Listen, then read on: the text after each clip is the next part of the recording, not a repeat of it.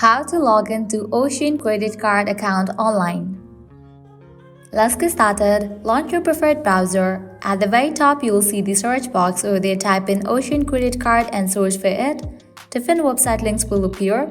Go ahead and open this one website option. Apply for a credit card online.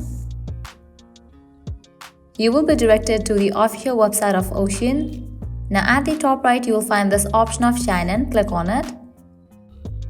With that, you will land to the login page. Now from here, you can easily log into your account. You can easily get access to your Ocean credit card account.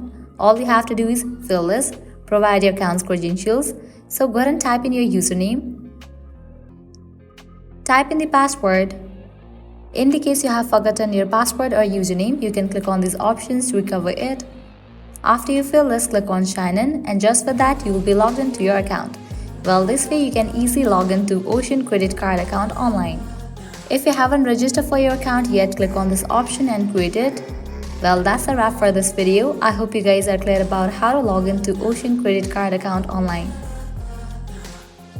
At the end, if you guys find this video helpful, smash that like button, share and subscribe to our channel. Thanks for watching.